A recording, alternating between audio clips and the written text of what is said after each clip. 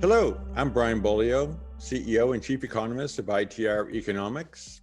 Coming to you today because I want to give you a brief update on our inflation outlook.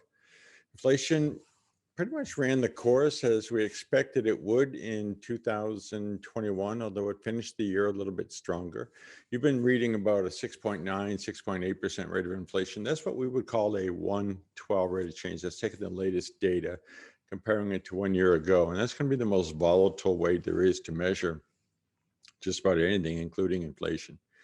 On a 312 rate of change basis, we're looking at about a 6.7% year-end value. As yet, we don't have the December numbers, but that's what we're anticipating for the end of the year. And on a 12 over 12 basis, so the annual average inflation is going to come in at about 4.7, all of which is higher than the Federal Reserve's comfort level. We knew that was going to happen.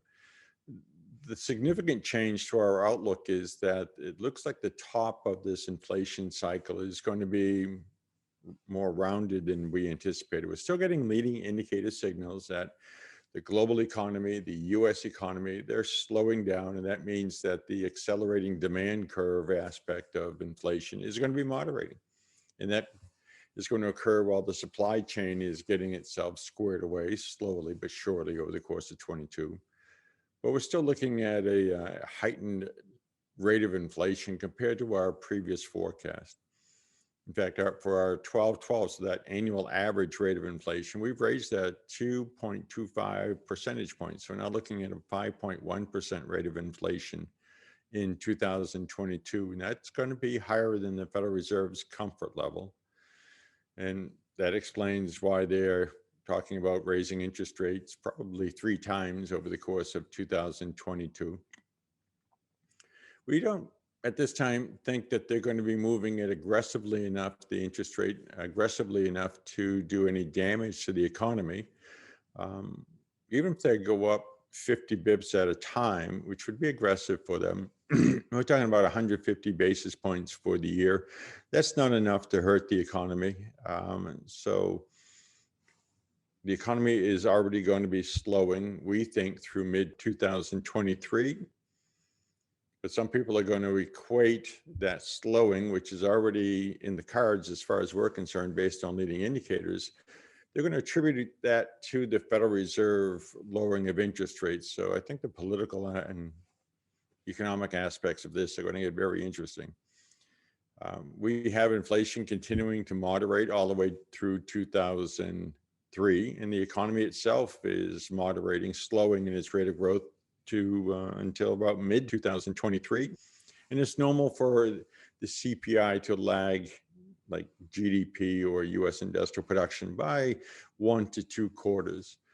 So we expect moderating rates of inflation in 2003, and that probably is going to give the Federal Reserve some breathing room in terms of putting interest rates up even higher, especially when you think about the political economic pressures they're going to be facing with being blamed for the slowdown.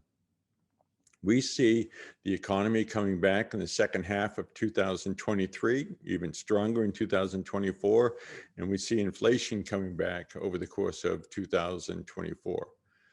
Now, this is the new aspect of our outlook. You haven't seen this through the ITR Trends Report. In 2024, we're anticipating we're going to see an annual average rate of inflation of about 4.1%, again, well above the Federal Reserve's comfort range. We think it's in 2024 and again in 2025 that you're going to see the interest rates pushed up to a level that begins to nick the economy and finally perhaps ties into that 2026 downturn. So what do we do with this as business owners, operators? You need to find out which of your markets are interest rate sensitive and anticipate what that may mean to you come 2024, 25. Right now, I think in 22, 23, we're just still worrying about supply chains, getting those normalized.